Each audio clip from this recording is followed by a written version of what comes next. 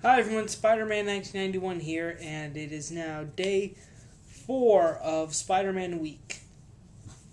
So today I figured I'd talk about my top 5 Spider-Man villains. These are my top 5 favorite Spider-Man villains that I've started to that I think would make great adversaries that are great adversaries for Spider-Man. These are my personal opinions for villains. You could have some that argue against mine. You could have some of you may say that you like maybe Doctor Octopus is your favorite villain of all time, or Sandman, or heck, even Chameleon for that matter. But these are my top 5, and I'm going to share them with you. Okay, we're going to start from lowest to highest. So, rank number 5, the Hobgoblin. And when I say Hobgoblin, I mean I'm going to go with the first one, Roger Stern. Roger Kingsley. Sorry, Roger Stern was the writer. I got them confused. I'm sorry. Roger Stern was the creator of the first Hobgoblin, whose real identity is Roderick Kingsley. And the way they had the original Hobgoblin story, I mean, when the Hobgoblin first appeared, we had no idea who he was, and for a while his identity wasn't revealed to us, much like when the first Green Goblin appeared. We had no idea who it was and even after Spidey defeated the Hobgoblin for the first time, we still didn't know who he was.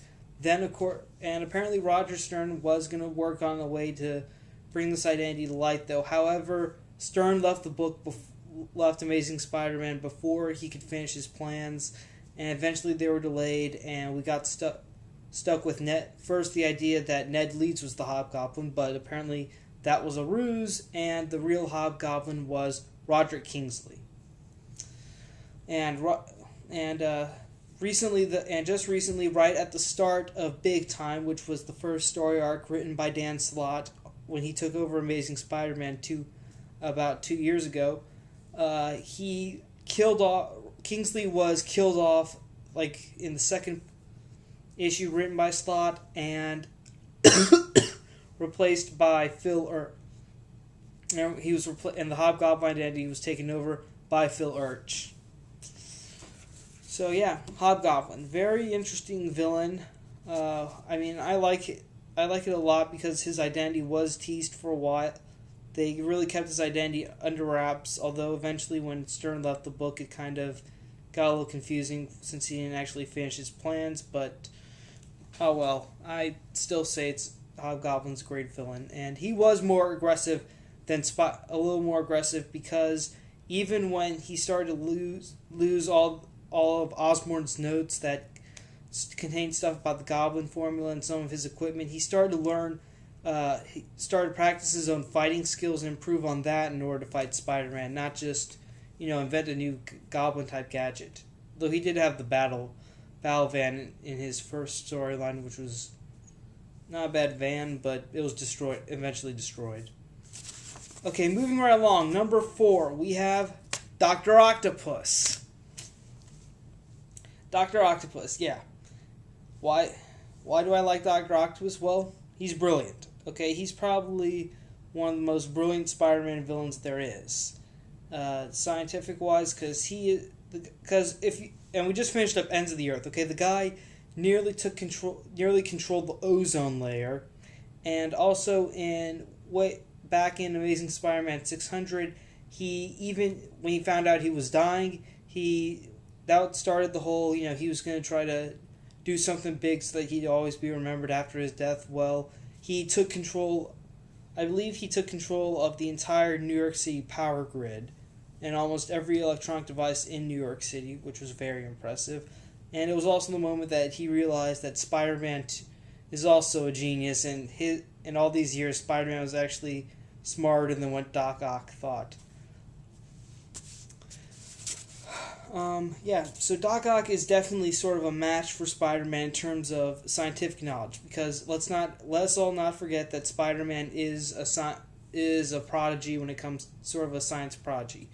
So having a foe like that can really challenge his scientific knowledge is something that is very necessary for Spider-Man, because it allows him to think more on his special skill, on the skills he had before the radioactive spider bite. Back when he was just Peter Parker, he was a science genius, and I think the battles that Spider-Man has with Doc Ock do kind of bring him back to that ideal where he can fight science with science instead of fighting science with web shooters and fisticuffs. Okay, number 3, Carnage. That's right. I recently started reading some last fall I started reading some popular Carnage story arcs. The first story arc featuring Carnage and Maximum Carnage. Read all of those, and Carnage is very deadly and insane. Okay, I think Carnage is pretty much the equivalent of the Joker for Spider-Man. Okay, he's just as psychotic and murderous as the Joker. His name alone, Carnage, that should say this dude will kill you. That's what it should say. That's what it says. And basically, okay, the thing behind Carnage is that he's a symbiote-based villain. Apparently, the Venom symbiote, when it was still bonded to Eddie Brock, it reproduced an offspring, which was a red symbiote, later known as the Carnage symbiote, and it bonded to Eddie Brock's cellmate at the time, Cletus Cassidy. Yeah, that's how you say his name. It bonded to Cassidy, and it had an interesting ability. Not only could Cassidy sort of use the symbiote to create... He could sort of reform his symbiote by using his own blood. That was something that came up with Maximum Carnage, and it's kind of impressive, but also really, really gross. So anyways, Carnage is just an insane mass murderer, and Maximum Carnage, well, I'm going to get to Maximum Carnage in another video, but, oh great, I just spoiled it. Anyways, the thing about Carnage is that he was like a real big villain for Spider-Man. He was just as strong as Venom. In fact, for Carnage's first appearance, when there was another symbiote villain loose, Spider-Man had to go find Venom and get Venom to help him fight Carnage. Even happened in Maximum Carnage too. He needed Venom's help. And Carnage for years has been a real sort of challenge for Spider-Man. Ultimately, he was put in the Raft prison, and right when the Sentry got his powers back, he apparently took the Carnage symbiote into space and ripped him in half. And we didn't hear about Carnage for a while until a few years ago when they did the Carnage miniseries. I haven't read it yet, and now we have Carnage. And then just recently released the Carnage USA miniseries. I haven't read either of them yet. I need to. Those are on my wish list on Amazon, so I'll get to those someday. But Carnage is definitely an interesting villain. Is definitely a good villain for challenge for Spider-Man. I would say that he, psychological wise and body count wise, he's probably very similar to. He's like Spider-Man's version of the Joker, basically. Okay, moving right along, and speaking of symbiotes, that brings me to number 2, Venom. Okay, Venom. Venom was, the alien symbiote known as the Venom symbiote was originally bonded to Spider-Man during the Secret Wars, where Spider-Man mistakenly thought a machine would give him a new costume. Instead, it ejected an alien symbiote, and that bonded to Spider-Man. However, eventually, he realized that it was alive, and it was slowly starting to attach to it, take over. He had it removed thanks to the help of the Fantastic Four. Eventually, the symbiote escaped, tried to rebond with Peter Parker, but Peter thought ahead, went to a church bell tower, rang the bell, and the sound waves weakened the symbiote enough so that it detached itself from Peter Parker and left, where it eventually found Eddie Brock.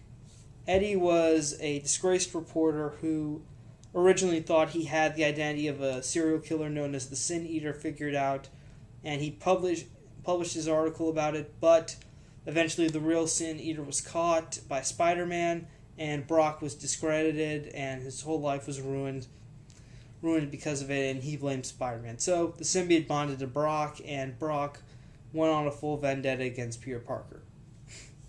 Now, I would say Venom is definitely as violent, maybe almost as violent as Carnage, but he's also wiser, okay? The thing with Venom is that he's not only an interesting villain, but also a very interesting character too, because for a while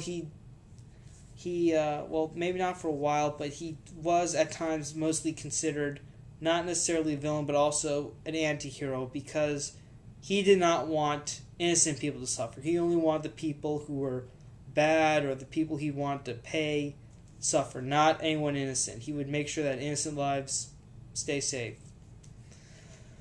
And also, but back to Venom's first appearance, he kind of stalked Peter Parker for days, and I mean Venom wouldn't just like go straight forward for the killing blow with Peter Parker. Instead, he would just kind of like harass. In his first few appearances, he would just kind of harass Peter, like appear in his human identity and let Peter know, like, I know you're Spider-Man, I know where you live, I know about your wife, I know about your aunt, that sort of stuff. But fortunately, Spider-Man was able to defeat him both times, a ton more after, and eventually Eddie Brock did lose the Venom symbiote, and the Venom symbiote did attach itself to Flash Thompson, and Brock became Anti-Venom. But still, Eddie Brock as Venom was definitely a very interesting character and a good adversary for Spider-Man. I mean, and he's also one of the most iconic, basically because he is wearing Spider-Man's black costume. But I mean, I remember when I was a kid, I would always remember the villain I would always associate with Spider-Man would be Venom.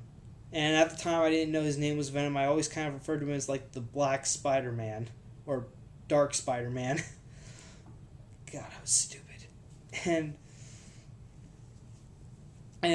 that was like, and Venom really was popular in the 90s. So, I bet you can find a ton of stuff on Venom if you look through like the comics from the 90s or whatever. Okay, and now number 1, my favorite Spider-Man villain. For those of you who've seen my top 5 video of my top 5 favorite heroes and villains, you should know who this is. For those of you who don't, I'll tell you. It is Norman Osborn. Not Green Goblin, specifically Norman Osborn, okay? Why Norman Osborn? Well, let's start with the beginning, shall we? First villain to ever discover Spider-Man's secret identity. He's the only villain who actually succeeded in killing a loved one of Peter Parker. I'm of course referring to Gwen Stacy, and he also briefly took control of the Thunderbolts and then the Avengers right after the Secret War. Okay, Osborn is definitely a threat not to be taken lightly. Spider-Man knows this. Spider-Man knows this. He does not take any. Whenever Norman Osborn appears, trouble is going to go down. Okay, it's going to be a big deal. And right now, though, I do reference the fact that I didn't really like it when Osborn was the head of the Avengers and sort of the whole leader of the Dark Reign thing, but it was still a big deal because I think he's the first villain ever to be put in that position of power. Well, at least in the Marvel universe, I can think that's pretty similar to when Lex Luthor was president. But Norman Osborn, he is a great villain, and although for a while he did die technically at the end of Death of Gwen Stacy, and he wasn't seen until towards the end of the Clone Saga, where it was revealed he was behind the whole thing. Like, okay, dude, whatever. And still, he came back, and he became more than enough of a threat to Peter Parker. But Peter always prevailed. He always managed to defeat Norman and save the day and stuff. I cannot wait until Norman does come back to Amazing Spider-Man, okay? For now, though, I think I remember in Avengers, after they defeated him, they said he was in a coma now or something. I get the feeling that when he wakes up, the first thing he's going to think of is, I'm going to go kill Spider-Man. That's going to be his first thought. Because he's going to find a way to pin the whole Avengers mess on Spider-Man. Oh my god. Oh my god, still, if you've read any kind of story featuring Norman Osborn, and if you've seen Spider-Man 1, you should, Spider-Man 1, the movie by Sam Raimi, you should know that Norman Osborn is definitely a big threat. Okay, he's a genius, he has super strength because of the Goblin formula, it's just, I mean, there are a ton of good stories, but some Spider-Man stories out there, but some of the best always feature Norman Osborn in some way as a villain. Okay? And, yeah, that's all I have to say about my top 5 Spider-Man villains. Just as a quick recap, number 5 was Hobgoblin, number 4, Dr. Octopus, number 3, Carnage, number 2, Venom, and number 1, Norman Osborn. And that's it for this video for Spider-Man Week. Stay tuned, we're getting a few more videos coming out. We're getting closer to the premiere of The Amazing Spider-Man. And also, happy 50th, Spider-Man. Really happy you're still around after all these years. And, again, thanks for watching. And hope you enjoyed the video. Spider-Man 1991 saying see you later.